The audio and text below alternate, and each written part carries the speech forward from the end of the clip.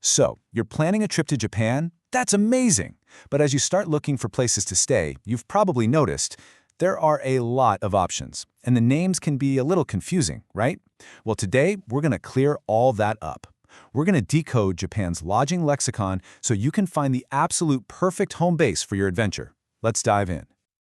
Here's the game plan for today. We'll start by talking about the choices you'll face. Then, we'll break down the 4 main players: your standard hotel, the traditional Ryokan, the super cozy Minshuku, and the budget-friendly guest house. Then, at the end, we'll put them all side by side to help you figure out which one has your name written all over it. All right, so picture this. You're on a booking site ready to find a place, and you're just hit with this wave of options. Hotel, inn, guest house. What does it all even mean? You know, it's a super common hurdle, but cracking this code is honestly the first, most important step to planning a trip you'll never forget. Sound familiar? I bet it does. You see all these different names, and you're just sitting there thinking, okay, what is the actual difference here? And maybe more importantly, which one is right for me? Well, that is exactly what we are here to figure out today. Okay, let's kick things off with something that probably feels the most familiar: hotels. Now, for the most part, a Japanese hotel is pretty similar to what you'd find anywhere else in the world. But there are a few really important, kind of surprising differences you absolutely need to know about before you book. Now, this first one is a biggie, and it's all about how you pay. See, in most places, you book a room and that's the price, period. But in Japan, it's actually pretty common for the price to be calculated per person. So when you're booking, you've got to pay really close attention to that detail, because it can make a huge difference in the final cost. And a couple of other things to keep in your back pocket: check-in and check-out times. They tend to be very strict. Show up early or leave late, and you might see an extra fee. But hey, here's a fantastic pro tip. If you're looking to save some cash, look for business hotels. They're totally no frills. The rooms are smaller, but they are clean, convenient, and a whole lot cheaper. All right, let's totally switch gears. We're leaving the modern world behind for a minute and stepping right into tradition. It is time to talk about the Ryokan, the absolute quintessential classic Japanese inn experience. So what exactly is a Ryokan? Well, at its heart, it is all about tradition. We are talking beautiful Japanese-style buildings and, of course, those iconic Japanese-style rooms with tatami mat floors and comfy futon beds laid out for you. So what's the whole experience like?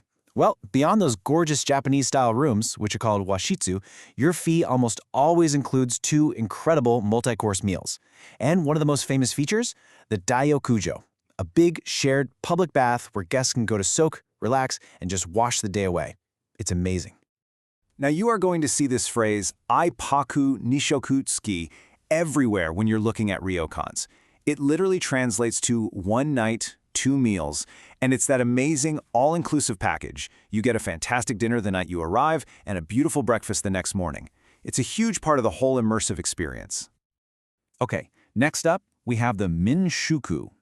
If a Ryokan is the grand traditional inn, think of a Minshuku as its cozier, more intimate, and often more affordable cousin.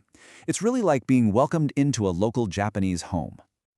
The key difference here really comes down to scale and ownership. Minshuku are much smaller, private lodgings, and they're almost always run by a family. This gives them this wonderfully personal, warm, and welcoming feel that you just can't replicate in a bigger place. So what's the deal with a Minshuku? Well, they're generally cheaper than hotels or ryokans, and you often get that same amazing 1 night, 2 meals package. But here's the magic part. The food is home-cooked by the owners themselves. You might have fewer facilities and services, but the authenticity is just completely off the charts. And because they're so small and family-run, here's a crucial tip. You often won't find Minshuku on the big, international booking websites. To find these hidden gems, you might have to do a little more digging, maybe call them directly or pop into a local tourist information center when you get there. All right, on to our final category. Let's talk about the modern, super budget-friendly, and very social option that's become incredibly popular, especially with younger travelers and in big tourist spots: the guest house. With guest houses, the name of the game is affordability and community. These places are specifically designed for travelers who want to save money and, just as important, meet other cool people from all over the globe. So, how does it all work? Well, the costs are kept super low because guests usually stay in shared dormitory-style rooms. Now, you always get your own bed, of course, but the room itself is shared. The real magic, though, happens in the common rooms and lounges, which are built to get people talking and hanging out. And there's a Japanese word for this whole shared room concept, aibeya. It's the core idea behind the guest house model, sharing a space with people you haven't met yet. Honestly, for solo travelers or anyone on a tight budget, it is an absolutely unbeatable option. Okay, we have explored all four.